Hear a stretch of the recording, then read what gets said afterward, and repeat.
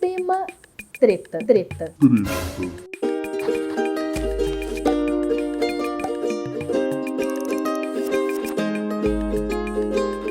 Nesta semana, a gente vai conversar sobre os impactos da flexibilização das leis ambientais no Brasil. Vem comigo! Tema treta, principalmente considerando as recentes mudanças no nosso Ministério do Meio Ambiente. Nesta semana, a gente vai conversar sobre os impactos da flexibilização das leis ambientais no Brasil. Vem comigo! O eixo primário da redação desta semana é leis ambientais, ou seja, a gente está falando de leis, códigos, regulamentações e legislações. Já que a gente está falando de ambiental, um vocabulário que você vai usar muito é meio ambiente, natureza, desenvolvimento sustentável e sustentabilidade. Mas o foco do nosso texto de hoje são os impactos, ou seja, eu quero que você fale dos efeitos, dos desdobramentos e dos reflexos dessa flexibilização, ou seja, dessa desregulamentação, ou seja, dessa redução da rigidez das leis no Brasil. Pronto, fizemos uma análise básica do tema, a gente já pode começar a falar sobre a introdução. Estratégia de introdução mais básica e quase automática para o tema de hoje é a estratégia de atualidade do tema. Falar o que aconteceu ou está acontecendo para a gente discutir esse assunto. Eu mencionaria, por exemplo, que em janeiro de 2019 houve o rompimento da barragem de rejeitos de minério em Brumadinho, Minas Gerais, e no final das contas esse desastre ambiental, que na minha opinião é muito mais um crime ambiental, porque ele não aconteceu por acaso, teve impactos ambientais, sociais e econômicos gravíssimos. Um outro marco da atualidade sobre esse assunto é a criação em junho de 2019 do SEX-BRUMA. SEX-BRUMA com C, gente. SEX de Comissão Externa de Brumadinho, um grupo de investigação e monitoramento das investigações acerca do rompimento da barragem de Brumadinho. Outra introdução possível por atualidade é mencionar a tentativa do governo federal de submeter e absorver o Ministério do Meio Ambiente ao Ministério da Agricultura. O nosso atual ministro do Meio Ambiente, o Ricardo Salles, por exemplo, se envolveu ao longo da sua história política em uma série de escândalos de corrupção no licenciamento ambiental no estado de São Paulo, de onde ele vem. Você poderia apostar na introdução por atualidade do tema para mostrar que a flexibilização das leis ambientais no Brasil é um tema que está bastante em voga, está na moda. Se você quiser fazer a introdução por exemplificação, você pode falar do chamado Novo Código Florestal, que é uma lei que flexibilizou a permissão para o desmatamento perto de nascentes, e aí eu vou aproveitar e pedir para você anotar. Põe aí para mim, Novo Código Florestal, e você vai assistir a um documentário disponível no YouTube chamado A Lei da Água, que fala sobre as mudanças promovidas pelo novo Código Florestal. Lembrar que a palavra código significa conjunto de leis, então o novo Código Florestal é uma alteração nas leis ambientais. Além disso, a gente teve a tentativa de se aprovar o que se chama da PEC do veneno, ou seja, uma proposta de emenda constitucional que flexibiliza as regras para agrotóxicos no Brasil. Para quem gosta de dados, eu sugeriria como fonte o IDS, que é o Índice de Desenvolvimento Sustentável. O IDS de 2015 mostra um crescimento vertiginoso na utilização de agrotóxicos no Brasil.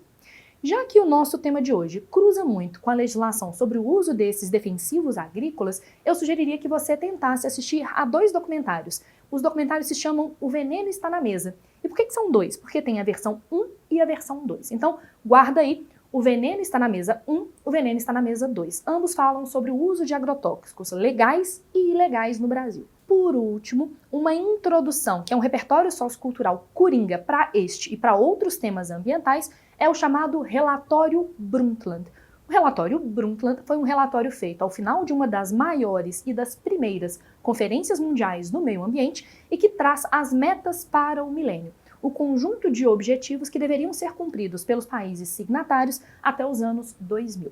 O relatório Brundtland também tem um outro nome que eu acho que vale a pena registrar aí nas suas anotações. Ele ficou conhecido como Nosso Futuro Comum. E por que chama relatório Brundtland? Porque ele foi redigido pela então primeira-ministra norueguesa, a Gro Brundtland. E aí, nesse sentido, é até mesmo um marco no feminismo mundial. A gente ter uma primeira-ministra que é, no final das contas, a grande responsável por um encontro socioambiental mundial. O relatório Brundtland é responsável por um dos primeiros conceitos utilizados sobre desenvolvimento sustentável, que seria a capacidade de atender às necessidades das gerações atuais sem comprometer a capacidade de sobrevivência das gerações futuras. Das modalidades de tese possíveis para este tema, eu destacaria duas. Primeiro, a chamada tese por problematização. Se o nosso texto fala sobre impactos da flexibilização das leis ambientais, você deveria apostar na apresentação das consequências. E aí, quais consequências você pode apontar? O desequilíbrio ambiental no Brasil e no mundo tem consequências, óbvio, naturais. A gente pode falar das mudanças climáticas, da questão do solo e dos cursos d'água. Mas não tem como separar o futuro da Terra e o futuro da humanidade. E isso está muito alinhado com o texto Nosso Futuro Comum, que eu acabei de falar. Nesse sentido, eu mostraria que a degradação ambiental é, no final das contas, também uma degradação socioeconômica. É só pensar na cadeia produtiva que depende da preservação ambiental e de todos os indivíduos que são afetados pela degradação ambiental. Majoritariamente, as populações mais vulneráveis, os mais pobres, são os que são mais afetados, por exemplo, pelas alterações climáticas, pela degradação do solo ou pela falta de acesso à água potável e de qualidade. Outro formato de tese em que eu apostaria para esse texto seria a tese por contraste. Aponte o fato de já se discutir sustentabilidade há muitos anos. Aponte para o fato de, na nossa Constituição, o meio ambiente preservado ser garantido. Aponte para o fato de a gente ter sediado duas das maiores conferências mundiais do meio ambiente, ECO 92 e a Rio+20, e mostre o contraste entre isso e uma tendência do governo de flexibilizar as leis ambientais. Acho a tese por contraste a cara do tema. Normalmente eu não sou muito autoritária nos meus vídeos, não. Mas tem um argumento, na verdade uma definição que eu acho quase obrigatória para o tema desta semana, que é usar o conceito de desenvolvimento sustentável. Então você vai anotar aí para mim, desenvolvimento sustentável, você vai colocar o nome do relatório Brundtland, também conhecido como Nosso Futuro Comum, e você vai se lembrar do chamado tripé da sustentabilidade. Para que algo, pode ser uma empresa, pode ser uma casa, pode ser um país, seja considerado sustentável, ele tem que garantir pelo menos 3 princípios. Vamos lá para esses 3 princípios. Você tem que ter o que a gente chama de viabilidade econômica. Pagar as contas, boletos são importantes. Além disso, tem a ideia de justiça social. Não se deve explorar o trabalhador, não se deve explorar a população.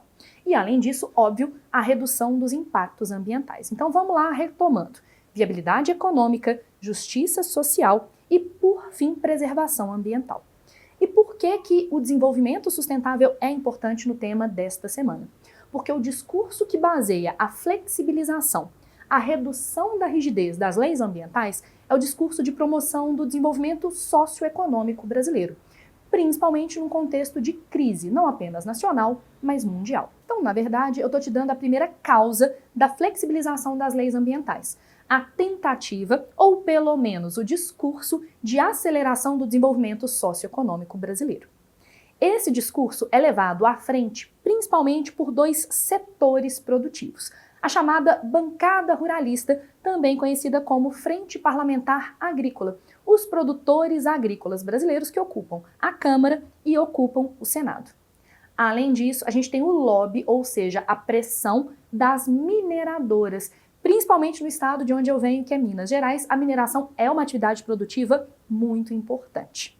Eu colocaria um outro aspecto. A negligência da população brasileira e a sua indiferença em relação às questões ambientais facilitam a atuação dessa flexibilização das leis ambientais. Uma vez que você já colocou essas causas, esses fatores, esses atores sociais e econômicos, você pode colocar as consequências da flexibilização das leis ambientais. Você pode, por exemplo, mencionar o crescimento exponencial da utilização de defensivos agrícolas no Brasil, o aumento do número de desastres, acidentes ambientais, como o que aconteceu, por exemplo, aqui em Minas, em Brumadinho, ou até mesmo uma piora dos índices ambientais brasileiros.